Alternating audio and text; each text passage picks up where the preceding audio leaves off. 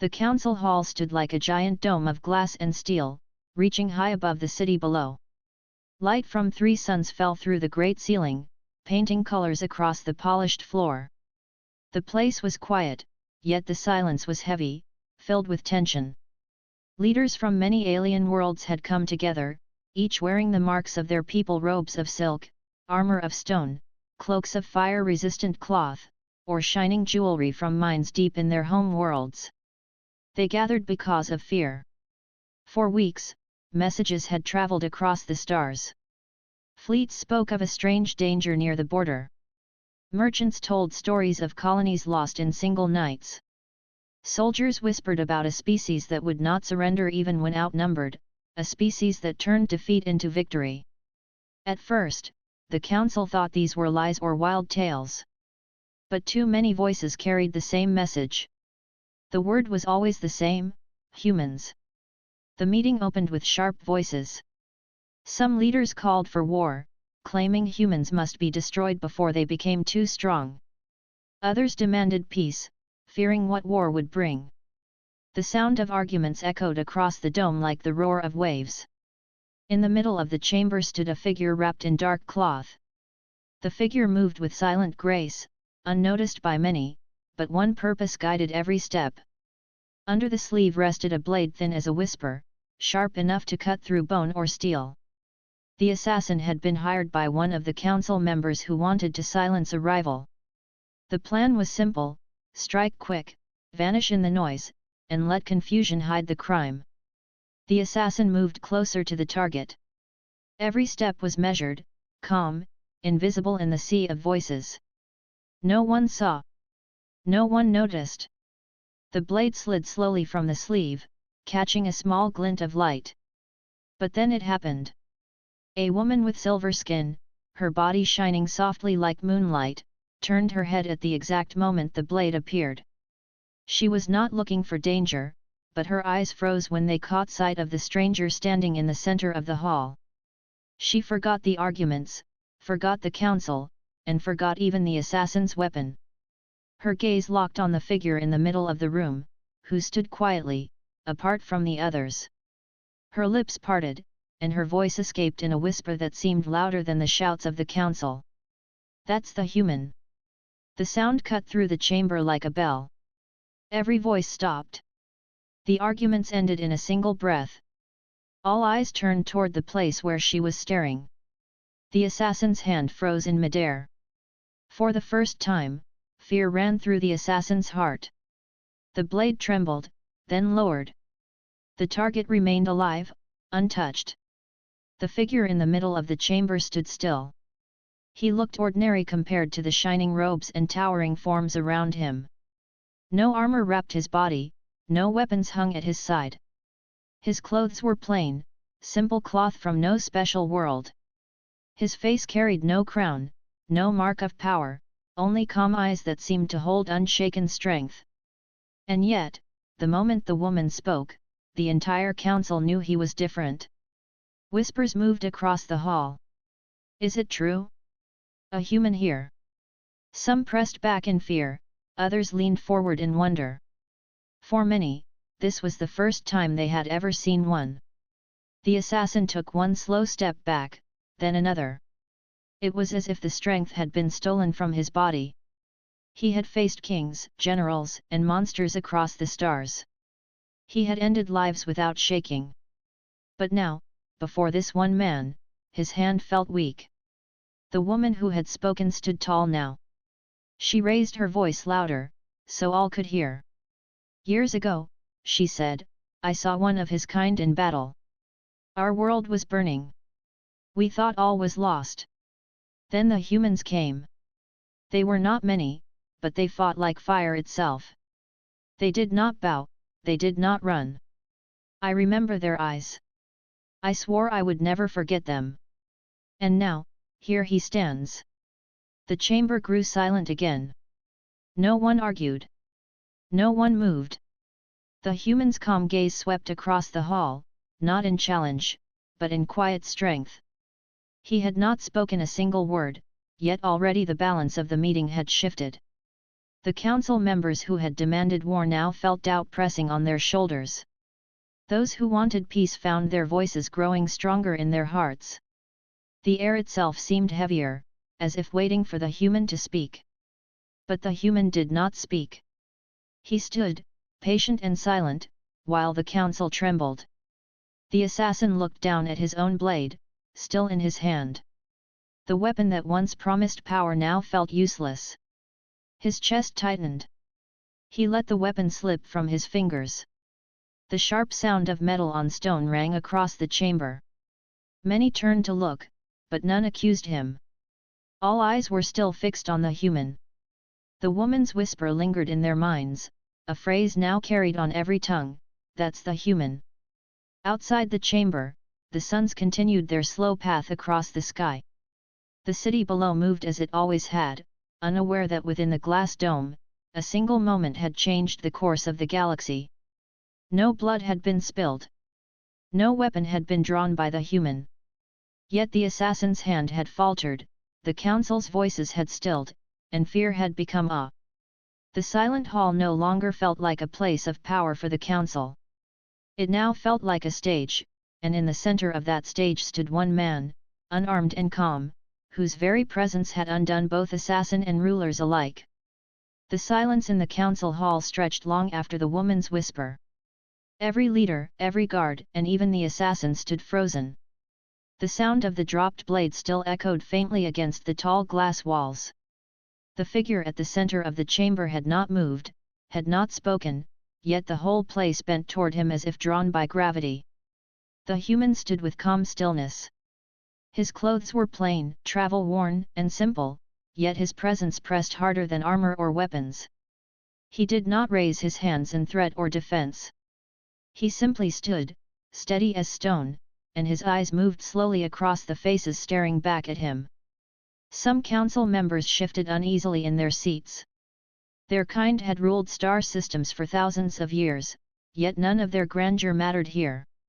It was as though the human silence asked a question that none of them wished to answer: were they truly as strong as they claimed?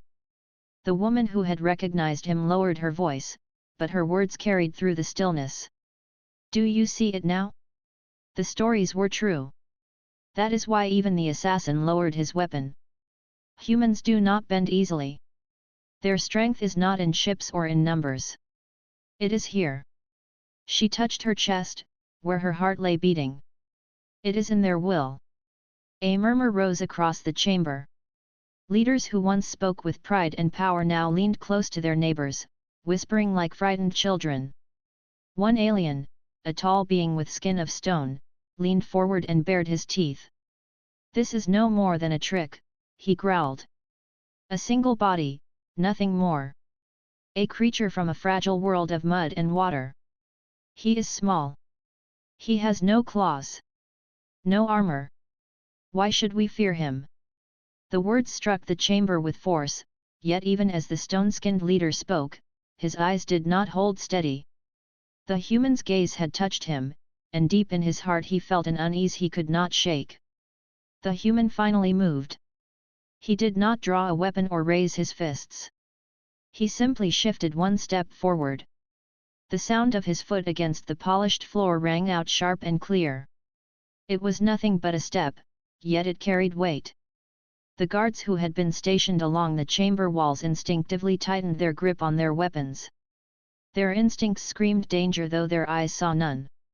The human stood alone, unarmed, and yet a whole army would have felt the same unease in his presence. The assassin, still kneeling on the floor, lifted his eyes. His voice was rough and filled with fear. "I have hunted across 100 worlds," he said, speaking in his native tongue, though the translators caught his words for all to hear. "I have faced creatures that breathe fire, machines with blades for arms, soldiers with shields thicker than walls. I was never afraid. But when I looked into his eyes, I saw my end. Not today, not tomorrow, but my end.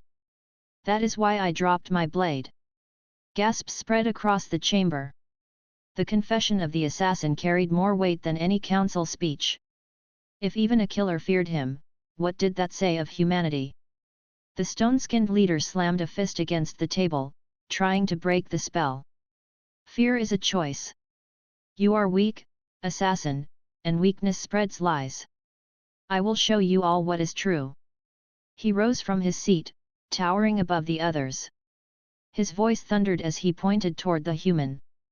Stand against me, if you are truly what they claim. Show us your strength. The guards obeyed his call. From their belts they drew long blades glowing with blue light. They moved to surround the human, forming a circle.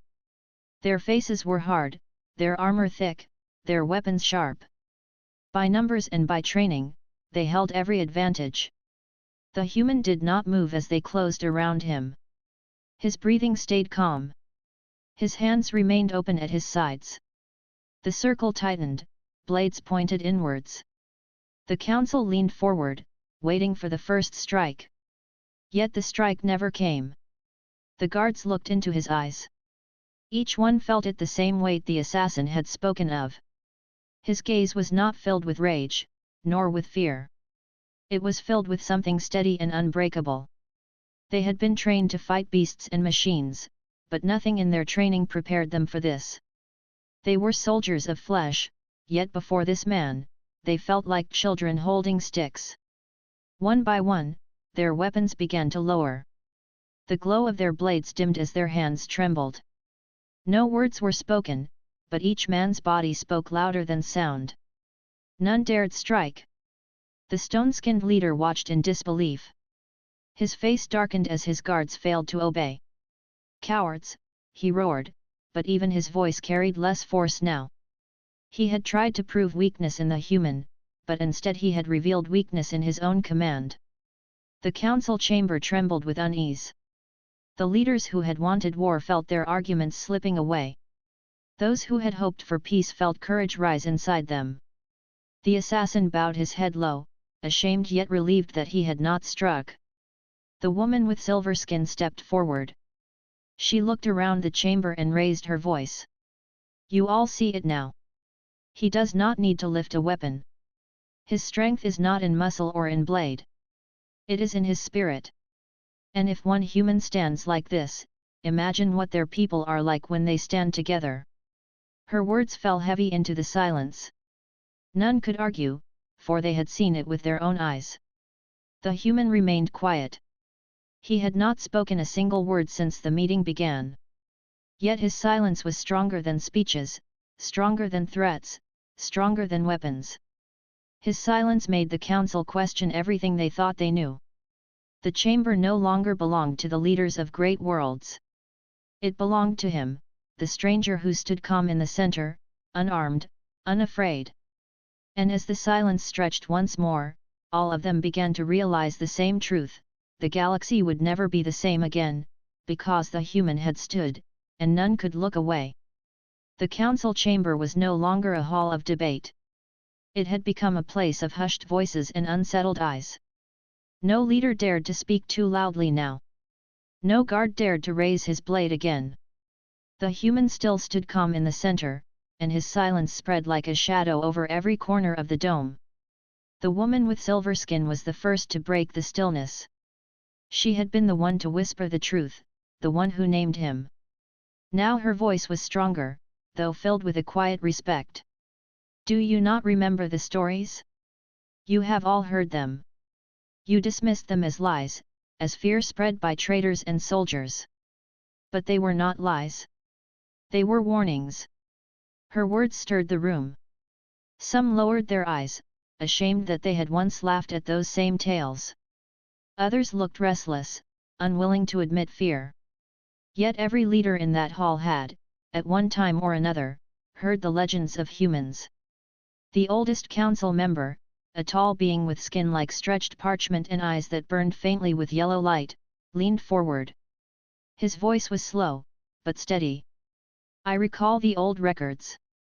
The first time humans left their small blue world, they were met by empires stronger than them. Those empires believed humans would fall quickly, like many fragile races before them. Yet the opposite happened. The humans survived. Not only survived, they grew stronger. Every battle that should have broken them only taught them new ways to fight. The chamber listened. Even the stone-skinned warlord who had mocked the human earlier kept silent. The old one's words carried the weight of memory. Another leader spoke, a cloaked figure whose people lived among storms. Yes, I too remember what was said. When their fleets were destroyed, they rebuilt. When their cities burned, they built them higher. When disease swept their worlds, they found cures. Their lives are short compared to ours, yet they do more in a single lifetime than many of us achieve in centuries. A murmur spread. The whispers grew louder. One voice after another recalled fragments of human legend. They fought against the giant Zern, who outnumbered them 10-1, yet they held the line until the Zern withdrew. They crossed dead worlds where no life had walked for millions of years, and they built homes there. They do not fear death as we do. They fear only chains. The human listened in silence. His face did not change, yet his eyes seemed to carry the weight of every word spoken. The assassin, still kneeling on the floor, raised his head again. His voice shook, but he forced the words out. Among my kind, the humans are a story told to the young who wish to become killers. We are told that no matter how skilled we are, to meet a human in the dark is to meet our equal. I never believed it. I thought it was only a tale to frighten us, to sharpen our blades. But when I looked into his eyes today, I understood. It was not a tale. It was truth. The chamber stirred again. Even those who wanted to deny it could not ignore the tremor in the assassin's words. The woman with silver skin stepped closer to the human. She bowed her head slightly, not in submission, but in recognition. I was a child when I first saw them fight. My world had no chance. Enemy ships filled our sky, their machines tore our walls apart. We thought we would be wiped away. Then a small fleet of humans arrived. They had little compared to the enemy. Their ships were old, their weapons weaker, yet they fought with a fury I had never seen. They did not retreat. They did not surrender. They fought until the enemy broke apart and fled. That was the day I learned why the galaxy fears them. Her voice carried emotion that no one could deny. She had not read this in a record or heard it from a traitor. She had lived it. Some leaders now looked at the human with a new kind of respect. Their fear did not vanish, but it turned into something heavier, something that demanded caution. Others still clenched their jaws, unwilling to let their pride bow before a single man. The stone-skinned warlord finally spoke again, his voice rough and bitter. Stories. That is all. Legends grow like vines. They twist the truth until nothing of value remains. Do not let a few tales blind you. This is only one man. Nothing more. But his words fell flat. Even he could hear the weakness in them. His guards had already betrayed him by lowering their weapons. His challenge had failed. He looked strong, yet the fear in his eyes betrayed him to all. The old parchment-skinned council member shook his head. No, warlord. It is not just one man. It is the people behind him. If one human can stand before us all and turn fear into silence, imagine what happens when they stand together. That is why empires have fallen before them. That is why we must choose carefully today. The hall grew still again. Every leader now thought the same thought, though none wanted to speak it aloud. The human had not come with fleets. He had not brought soldiers. He had not raised his voice or his hand. Yet his presence alone had forced the galaxy's most powerful rulers to remember every story they had ever heard. The whispers grew softer, but they did not fade. They moved like a current, flowing from one leader to another. Legends that had once been laughed at now became warnings. Myths once told to children now carried the weight of prophecy. The human remained silent, letting the council drown in their own memories. His strength was not in telling them what to believe. It was in letting them see it for themselves. The woman with silver skin looked at the others and spoke once more. You call them fragile, yet they endure more than we ever could. You call them weak, yet there will breaks armies. You call them young, yet they build faster than any of us. Perhaps you fear them because you know the truth. They are not what we expected, and that is why they are dangerous. Her words sank deep into the minds of those who listened. The assassin lowered his head again. The warlord clenched his fists. The old one closed his eyes in thought. And still, in the center of the hall, the human stood. Quiet. Unshaken. A living legend in the flesh. The council chamber shook with silence after the whispered legends. Each leader sat caught between fear and pride. Some wanted peace, some wanted war, and others were too unsettled to speak. The human remained at the center of it all, still calm, still unarmed, his presence pressing against the chamber more than the weight of armies. But silence could not last forever. The stone-skinned warlord rose from his seat. His towering form loomed over the others. His voice rumbled like thunder as he spoke. We sit here telling stories like frightened children. Legends are smoke. Tales are shadows. I will not bow before shadows. If this man is what you claim, then let him prove it. His words cut through the air. The council stirred uneasily. Some lowered their heads, unwilling to support him, yet none spoke against him. The warlord's kind ruled through power.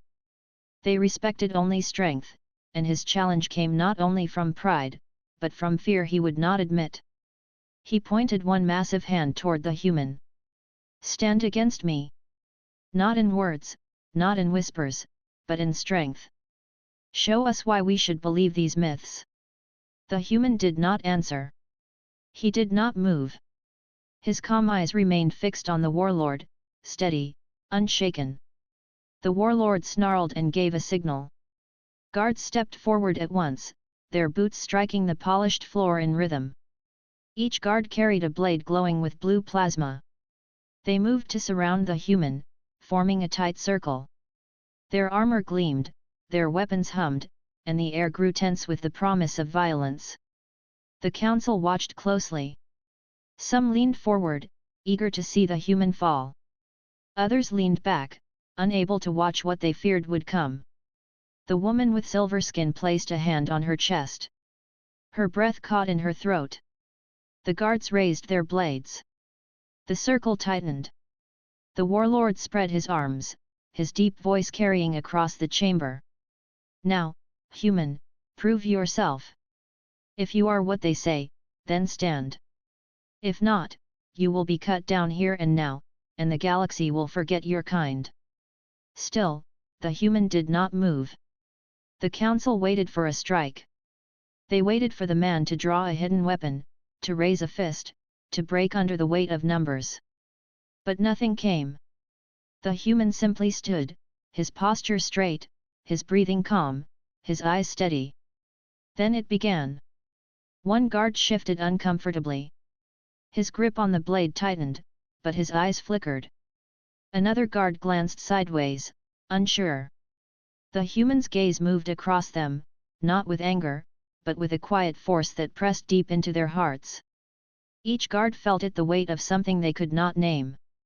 The assassin, still kneeling at the side of the chamber, whispered, "They feel it too. The wool that cannot be broken." The guards were trained to fight beasts that tore through steel. They were trained to march into fire without fear. Yet as they faced the human, unarmed and still, their hands shook. The glow of their weapons flickered as their grips weakened. The warlord growled from his seat. "Strike! Obey me!" But no strike came. One guard slowly lowered his blade. Then another. Soon the circle of weapons began to fall, one by one, until none were raised. The guards stood there, ashamed but unable to fight the force that held them back. The warlord slammed his fists against the table, his roar echoing across the dome. "Cowards! All of you! Do you fear a single man with no weapon? Do you bow before silence?" His anger filled the chamber, but it could not cover the truth. The human had not lifted a hand, yet he had turned a circle of soldiers into statues of doubt. The woman with silver skin spoke, her voice rising strong. Do you see now? He does not need to strike. His strength is not in blade or fire. It is in his will. That is why armies fall before them. That is why legends spread. That is why even death cannot silence them. The old parchment-skinned council member nodded slowly. His voice was soft, but carried weight. What weapon is sharper than a blade? What shield is stronger than armor? It is the will that cannot be broken. That is what we see here. The warlord's face twisted with rage. He rose from his seat and stormed forward. His stone-like body towered over the human, his shadow stretching long across the polished floor. He clenched his fists, each one the size of a hammer. Enough, he roared. If you will not fight, then I will crush you myself. Let us see if your silence stands against my strength. He raised a fist high, ready to strike. The council gasped. Some rose from their seats in alarm. The guards stood frozen, unsure whether to stop their master. The human did not move. The warlord's fist trembled in the air. He had crushed steel with those hands, shattered bone and broken walls. Yet as he stood over the human, his strike would not fall. His body shook, his breath grew heavy, his eyes locked with the human's calm gaze. He saw no fear there, no weakness, only quiet resolve. The chamber held its breath. The warlord's fist lowered. Slowly, heavily, he stepped back. His chest heaved as if he had fought a battle within himself. He turned away in silence, unable to finish what he had begun. The council knew the truth. The strongest among them had been tested, and he had failed. The human had not needed to fight. His will had been enough. The woman's voice rang out one last time. Now you understand. The strength of humans is not measured in weapons or in armies. It is measured in moments like this. When all else fails, they stand. The warlord sank back into his seat, defeated without a single blow exchanged. His people would not sing of this day. But the galaxy would remember it. The human still stood in the center, silent and calm.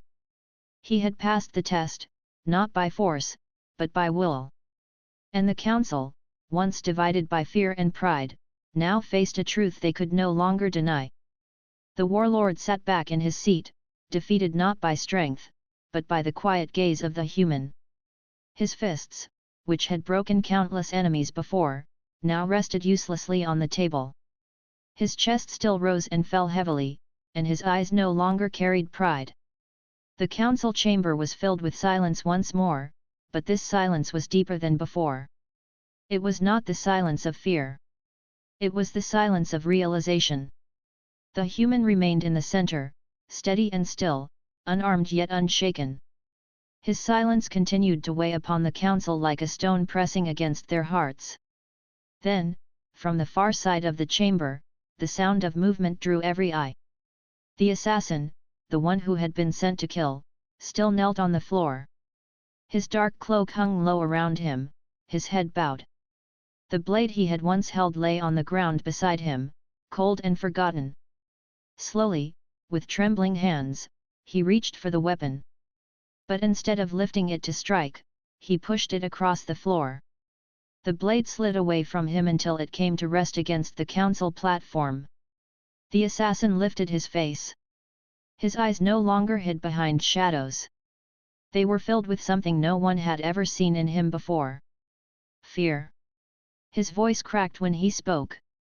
All my life, I believed I was master of death. I believed no creature could stand before me without trembling. But today I learned I was wrong. He turned his eyes toward the human, and the chamber grew colder. When I looked at him, I did not see prey. I saw my own end. Gasps moved across the council. These words from an assassin carried more weight than speeches. For years, his name had been whispered across the stars. Kings hired him, rulers feared him, and no one had ever stood against him and lived. Yet now, he knelt in defeat, confessing before them all. He continued, his voice unsteady. Among my kind, there is a story told to every young blade. It is said that even the sharpest steel will dull when it meets the will of a human. I thought it was a fable meant to harden us, to make us stronger. But it was truth. Today, I felt it. My hand was steady, yet when his eyes met mine, the strength left me. My blade turned to dust in my grip. No poison, no shadow, no trick can end a people who turn weakness into strength. The chamber stirred with unease. The leaders shifted in their seats, each one struck by the assassin's words. They had feared the human before, but now they felt something stronger. They felt respect, born not of choice but of truth. The woman with silver skin stepped forward. Her voice rose with calm strength. You see it now. Even the one who lived by death bows before him. Even he admits what we all feel but do not speak. It is not his body that frightens us. It is his spirit. The old parchment-skinned council member nodded slowly. His ancient eyes turned toward the assassin. You speak of your own end. Tell us, assassin, what do you see when you look at him? Do you see the death of your body, or something greater? The assassin lowered his head, his voice quiet. I see the death of all I believed. I see the end of fear as a weapon. I see that my blades mean nothing before his will. When I face him, I see myself broken, and I know I am not the only one. Armies will feel it. Empires will feel it. Entire worlds will feel it. A shiver passed through the council. His words painted a vision greater than the chamber itself. They saw not only the assassin's defeat, but the fall of entire powers before this strange force. The stone-skinned warlord growled low, his pride wounded. Yet even he could not meet the assassin's words with strength. His guards had failed, he had failed, and now the assassin confessed what all of them already feared. The assassin turned his eyes once more to the human. His voice grew louder, filled with both fear and respect. You have undone me without raising a hand. You have taken the weapon from my soul. I was sent here to end a life, but it is I who was ended. From this day forward, I will never raise a blade against your kind. For to fight you is to fight against a mountain, against the endless sea. It is to fight against the very spirit of survival itself. The council chamber fell into silence again. Not even the warlord spoke now. The assassin's oath carried more power than the threat of fleets. The woman with silver skin stepped closer to the human, her eyes never leaving him. Do you see, she said, turning to the others. One man stands, and a killer of worlds bends before him. That is what it means when we whisper their name. That is what it means to say human. The council shifted uneasily. Some looked down, ashamed of their earlier doubt. Others stared in awe, seeing for the first time the truth behind the stories. The human remained silent, letting the assassin's words speak for him. He did not need to boast. He did not need to prove. The broken assassin had proven it for him. The old parchment-skinned leader finally spoke again, his voice calm but heavy. We must understand this lesson. Power is not only ships, weapons, or armies. Power is the spirit that cannot be bent. We sit here rulers of worlds, yet none of us can do what he has done today. None of us can make death itself bow. The assassin lowered his head fully to the floor. For the first time in his life, he bowed not out of trickery, not out of payment, but out of true respect. He whispered softly, I am yours to command, should you wish it. My blade will not rise against you. The human did not answer. He did not raise the assassin, nor command him. He simply stood, silent, steady, his presence greater than any words. The council chamber felt different now. It was no longer a place where rulers argued over power. It had become a place where legends walked. The assassin, once feared across 100 worlds, was broken. And the human, with no weapon, no army, and no voice raised, stood as the reason. The woman whispered once more, though all could hear. That is the human. The words carried no fear now. They carried awe. They carried respect. They carried the weight of history being made before their eyes. And the council knew, from this day forward, nothing in the galaxy would ever be the same. The silence in the chamber lingered, heavy as stone, long after the assassin had spoken. The air was thick with tension, and the leaders of countless worlds sat staring at the human who had not lifted a finger yet had undone both an assassin and a warlord. Every mind in the room wrestled with the same question: what did this mean for the galaxy? The stone-skinned warlord slammed his fists on the table, trying to regain control. Enough, he roared. This human has done nothing but stand in one place. We cannot let fear rule our decisions. Our fleets, our weapons, our empires are these to be ignored because of stories and whispers? His words were met with silence. The guards who had once circled the human lowered their heads, unwilling to support their master. The human's gaze had already touched them, and even now, as he stood unmoving, it pressed into their hearts. They could not act. From the opposite side of the chamber, a leader with translucent wings and glowing veins rose. Her voice was calm, but every word carried power. "Do you not see the lesson?" she said. "Strength is not measured in weapons alone. This human has shown it. He has turned fear into awe, hesitation into obedience, without raising a blade.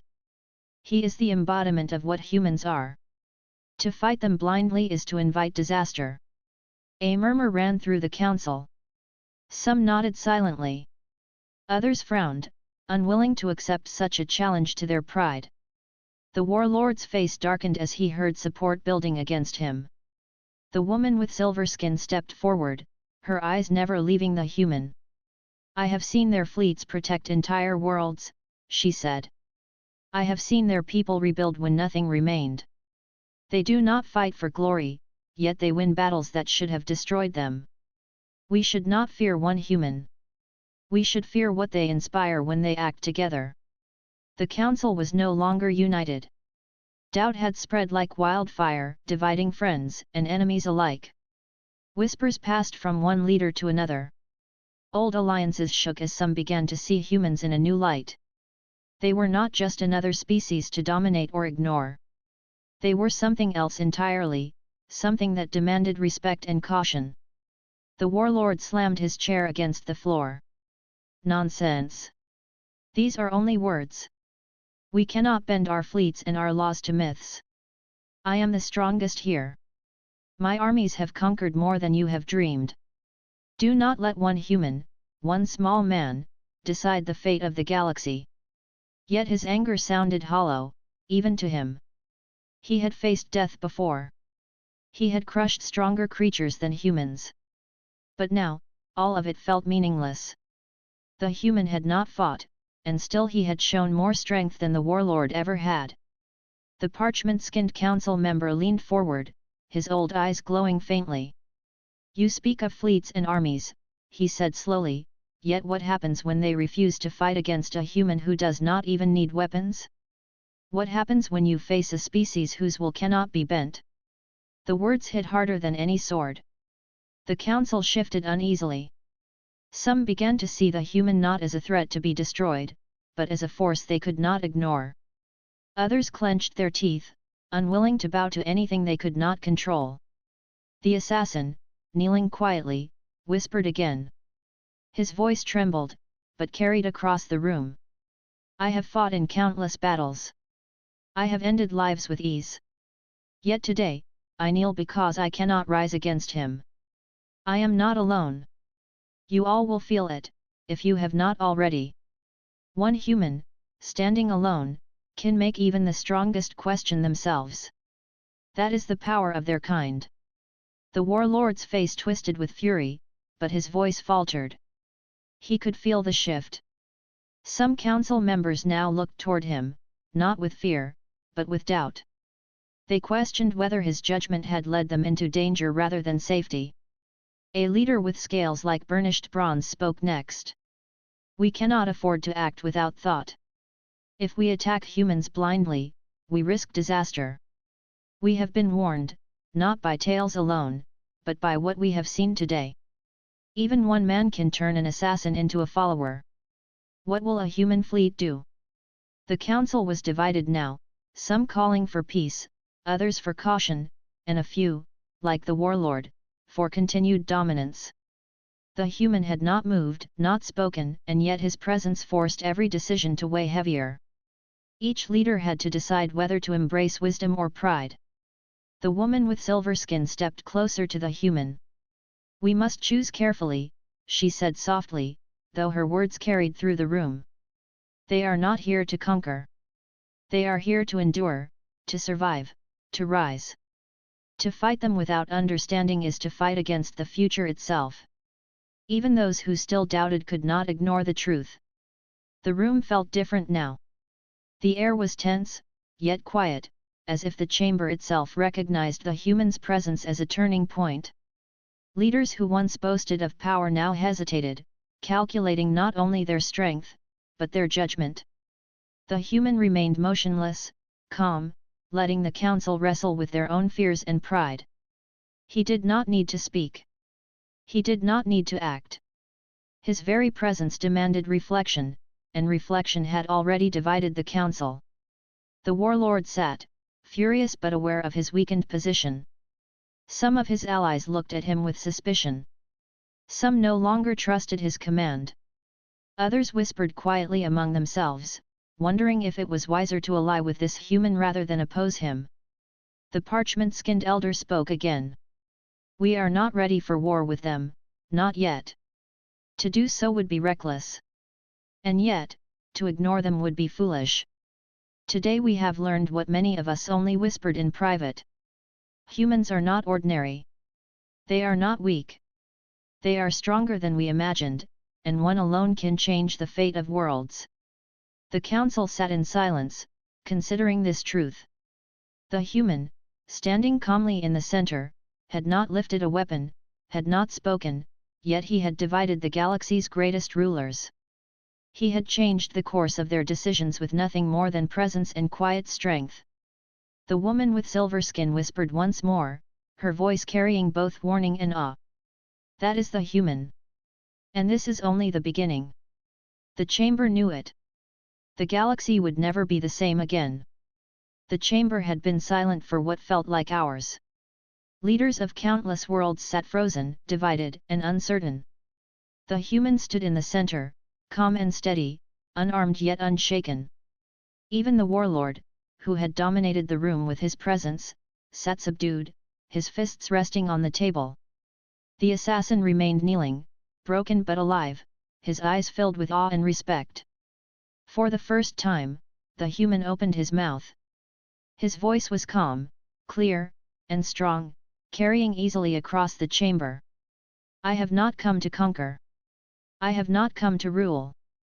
I have not come to destroy. I stand here because you must see a truth that you have long ignored." The room listened, hanging on every word. His voice was not threatening. It was not loud or commanding. It was steady, unshakable, filled with the quiet power of certainty. "You have armies. You have weapons. You have fleets that stretch across the stars. And yet, today, you saw that strength alone is not enough. One human can face death, fear, and the impossible, and yet stand. One human can turn hesitation into obedience without a single strike. One human can remind you that courage is stronger than power, and will is stronger than pride." The stone-skinned warlord growled low, his pride still burning, but his voice faltered as he spoke. "You speak as if we do not know courage. We have fought for centuries. We have conquered worlds. We have never bowed to anyone." The human's gaze swept across the chamber. His eyes were calm, yet they held a force that few could endure. Courage is not measured by conquest. Courage is measured by persistence. Courage is measured by standing when the odds are against you. I do not stand here as one who seeks to conquer, but as one who refuses to be broken. That is the courage you have seen today." The woman with silver skin stepped closer. Her eyes shone with quiet pride. "You hear him," she said softly. "It is not weapons that win battles. It is spirit. It is the unbroken will. And that is why even the strongest cannot strike without faltering. The human nodded once, acknowledging her words without turning. Then he continued, his voice calm but filled with meaning. The stories you have heard are true. Humans endure what others cannot. Humans rebuild when others fall. Humans protect what is weak and rise when they are oppressed. We do not need fleets to make a point. We do not need armies to show strength. We need only will. And that will is unbroken, unyielding, and eternal. The council remained still, absorbing the weight of his words. The warlord's face was a mask of fury and disbelief, yet he could not deny what he had witnessed. Even his own guards, once ready to strike, had lowered their weapons. Even the assassin, once a master of death, had bowed in respect. The human's eyes moved across the chamber, meeting each leader in turn. You have a choice, he said. You may continue to cling to pride, to fear, to conquest. Or you may see what is true, that strength is measured not by numbers, but by the courage to stand, the will to endure, and the refusal to bow to fear. That is what it means to be human. A murmur moved through the chamber. Some leaders nodded slowly, understanding the truth in his words. Others clenched their fists, struggling against the change in their hearts. The warlord growled, but his anger had lost its sharpness. Even he could feel the weight of what had been revealed. The assassin finally spoke, his voice trembling but clear. I have seen the truth. I have been broken. And I will not forget it. From this day forward, no human will be my enemy. I will serve as witness, not as executioner. The human turned his gaze toward the assassin. He did not speak to him directly, yet his presence acknowledged the broken killer. It was enough. The chamber felt the shift in power, the recognition that strength alone was meaningless without courage. The parchment-skinned elder, his voice steady and heavy, spoke next. We have learned much today. Not from weapons. Not from threats. Not from force. But from presence. From calm. From courage that does not seek applause or victory. This is the lesson the human has taught us. Let us remember it, for the galaxy will be forever changed. Even the warlord sat in silence now. Pride still burned in him, but understanding had begun to root. The human had spoken not to conquer, but to teach. He had turned fear into respect, hesitation into reflection, and silence into lessons that would echo through the stars. The woman with silver skin took a step closer to the human. Do you intend to leave now? She asked softly, though her voice carried across the chamber. The human nodded once. I will go.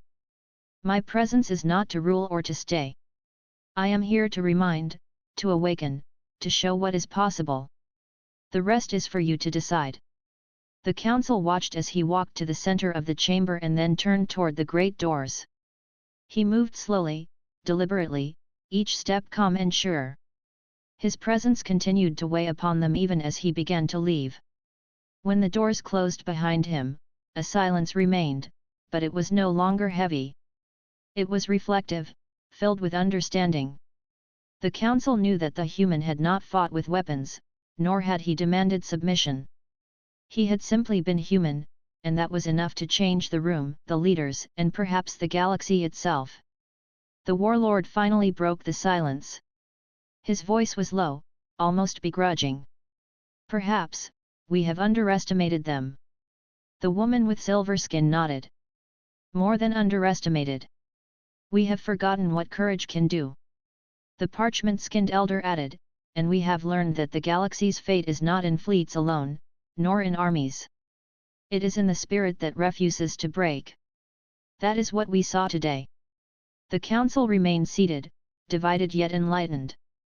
They had witnessed a legend alive in flesh and blood. One human had shown them that true strength was not measured in destruction, but in the courage to endure and the will to stand. And somewhere beyond the great doors, the human walked, leaving a silence filled not with fear, but with awe, hope, and the promise that one person's courage could change the course of history.